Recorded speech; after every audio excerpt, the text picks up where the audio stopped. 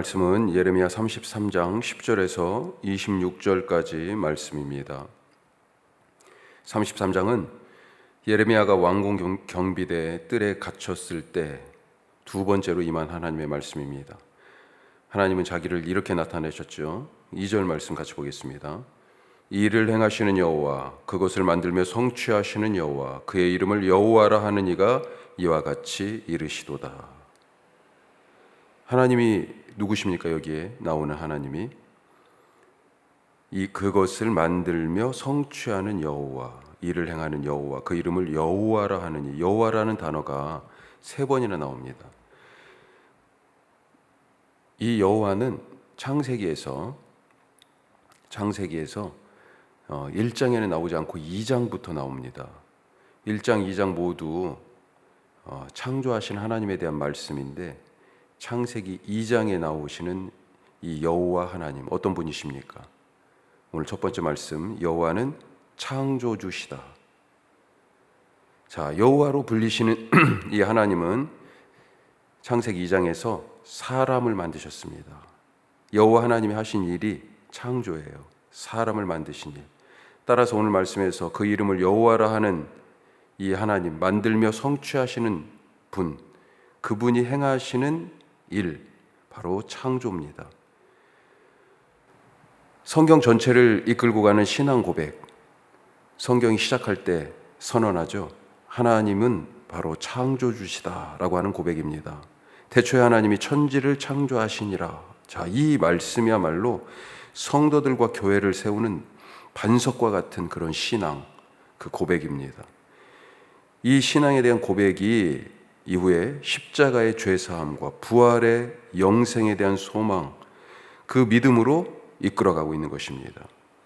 창조의 예수님을 믿으니까, 하나님을 믿으니까 예수님이 행하신 여러 기적들, 사실 그 기적들 너무 놀라운 거잖아요. 물 위를 걷기도 하시고 38년 동안 아무도 세상에 고칠 자가 없어요. 12해를 혈루증으로 앓던 여인, 정말 이런 기적들, 오병이어의 기적도 마찬가지고요. 그것이 인간적인 눈으로 봤을 때는 너무 이런 일이 어떻게 일어나 불가능한 일처럼 보이지만, 창조의 하나님의 관점에서 보면 너무 쉬운 일이 아니겠습니까? 식은 죽 먹기죠. 죽은 자를 살리는 그 역사도 의심의 여지가 없는 하나님이 행하시는 일입니다. 뿐만 아니라 인류와 세상 모든 죄를 사하시는 십자가의 그 은총도 창조주 하나님이시기 때문에 가능한 것입니다. 세상이 시작할 때 첫 마디가 창조주 하나님에 대한 그런 고백. 태초에 하나님이 천지를 창조하셨다. 시간도 창조하시고 하늘과 땅의 모든 것들, 존재하는 모든 것들을 창조하셨다라고 하는 그 고백으로 성경이 시작하듯이, 오늘 하루 하나님이 창조하신 이 날을 시작하며 우리 똑같이 고백할 수 있기를 바랍니다. 하나님이 오늘을, 이 시간을 만드십니다.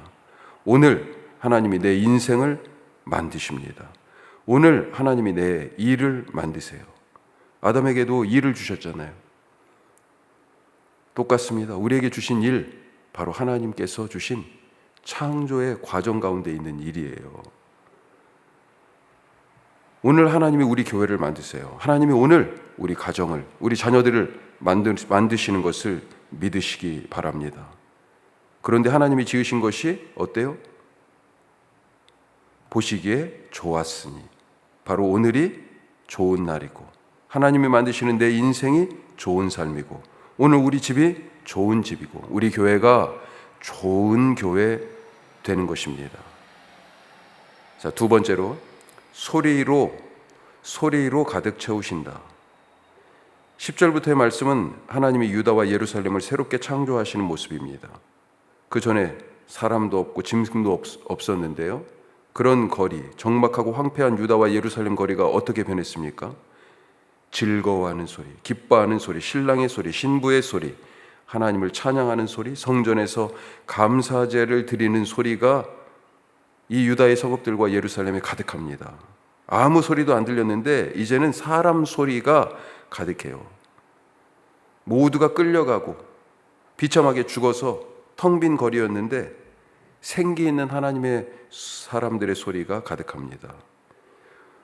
우리가 처음 여기 혁신도시에 터잡을 때 평일도 퇴근 시간이면 서울로 올라가는 버스가 줄을 지어서 빠져나간 다음에 밤거리가 조용했습니다. 주말이면 뭐 말할 것도 없죠. 정말 외롭게 느껴질 만큼 적막했습니다. 그런데 지금은 어떻습니까? 완전히 다른 도시가 되었습니다. 조금 생각했던 것보다 속도는 느린 것 같지만 정말 북적거려요. 이제 그 사이 혁신도시 안에 14개 교회가 세워졌습니다. 얼마 전까지 15개 교회였는데 한 교회 쿠우쿠 앞쪽에 있는 교회 하나 임대가 붙어 있더라고요. 하여튼 목사님, 이 혁신도시에 너무 교회가 많아요. 혹시 이런 생각 하실 수도 있겠어요. 하지만 산술적으로 한번 계산해 보죠. 혁신도시, 제가 어제도 아파트 세대수를 다시 한번 계산했는데 11,000세대 정도 가까이 되더라고요. 거기에 우리 주택들 다 합하면 한 12,000세대 정도 되지 않을까. 12,000세대 약 3만 명. 기독교 인구 15%로 계산하면요, 혁신도시 안에 4,500명이 산술적으로 신자입니다. 각 교회당 성도 수가 14로 나눠보니까 320명 정도 돼. 그런데 지금 어떻습니까? 그것의 10%, 30명도 같이 함께 예배드리기 어려운 대부분의 교회들이 그렇습니다. 문을 닫는 교회, 평일은 물론이고 주말에도 주일에도 적막감이 도는 그런 공동체. 하나님이 소리로 각 교회들을 채워주시기를 기도합시다. 그리고 이 거리의 사람들, 이 왔다 갔다 하는 여러 소리도 있지만 무엇보다도 교회들 안에 즐거워하는 소리, 예배하는 소리, 웃는 소리, 기도하는 소리, 찬송하는 소리, 아이들이 뛰어노는 소리로 가득한 그런 교회, 그런 도시가 될 수 있도록 우리 다 같이 기도합시다. 세 번째로, 깨지지 않습니다. 안 깨져요. 뭐가요? 하나님이 하신 말씀, 하나님의 약속. 자, 이어지는 14절에서 18절 말씀은 예루살렘이 새롭게 창조되는 그런 모습을 말하는데요, 새 이름을 얻습니다. 그래서 여호와 우리의 의. 자, 여기서 의라고 나오는데 성경의 의는 쉽게 생각하면 생명, 이렇게 생각하시면 좋겠어요. 여호와 하나님이 의이신데 그 의로우신 하나님을 잃어버렸을 때, 생명이신 그분과 관계가 끊어졌을 때 어떻게 됐어요?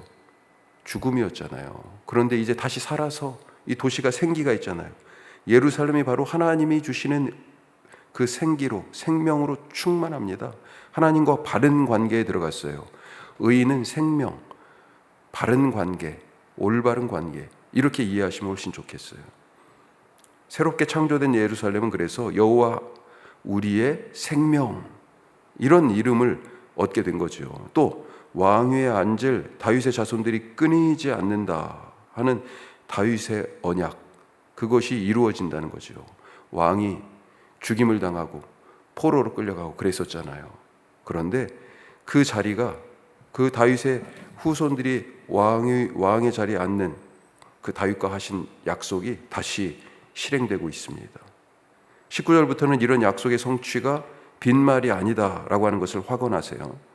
자, 우리 개역 개정 번역이 조금 어려운 부분이 여기 이걸 읽으면, 그래서 공동 번역으로 한번 읽어보겠습니다. 19절부터 21절인데요. 내가 낮과 맺은 계약이나 밤과 맺은 계약이 깨어져 낮과 밤이 제 시간에 돌아오지 않는 일이 있겠느냐? 그런 일이 생긴다면 내 종 다윗과 맺은 계약, 내 계약도 깨어져서 그 왕좌에 앉아 다스릴 후손이 끊어지리라. 그런 일이 생긴다면 나를 섬기는 레위 지파 제사장들과 맺은 내 계약도 깨어지리라. 이 무슨 말입니까?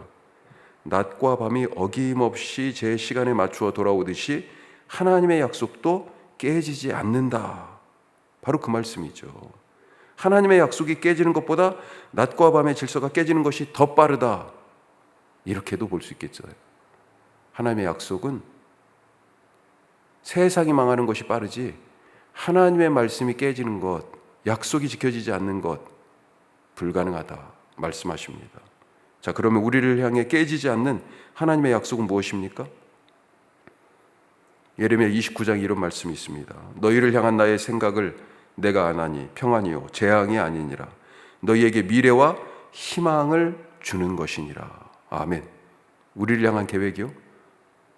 우리를 향한 하나님의 약속이 뭐예요? 평안입니다. 재앙이 아니에요. 우리의 미래에 하나님이 주시는 그 계획이 성취되는 희망이에요. 그것이 우리를 향해 갖고 계신 계획입니다. 오늘을 이 희망 속에서 기도하고 주님이 주시는 평안으로 행복하고 내일을 주님께서 이루어 가시는 걸로 기뻐하는 그런 창조주 하나님을 온전히 믿는 신자의 삶을 살아가시길 주님의 이름으로 축복합니다. 이제 우리 다 같이 기도하는데요. 우리 어제 김영빈 집사님 눈 시술, 각막에 열공이 있어서 그걸 레이저로 붙이는 거였는데요. 참 쉽지 않은 수술이었지만 잘 됐습니다. 기도해 주셔서 감사합니다. 우리 수빈이가 금요일 이제 CT를 찍고 퇴원하게 됩니다. 하나님께서 함께 해주시고 은혜 주셔서 감사합니다. 우리 기도하시고 같이 기도하신 우리 모든 성도님들께 감사합니다. 우리 신경순 집사님, 이현수 집사님 건강 위해서 기도해 주시고 우리 남부지방 호우 피해가 큽니다. 하나님 잘 회복되게 하여 주시고 복구되게 하옵소서. 위로하여 주옵소서. 오늘 수요 말씀 마당이 있는데요. 또 더불어 선교 동역지 위해서 기도하겠습니다. 다 같이 기도하겠습니다.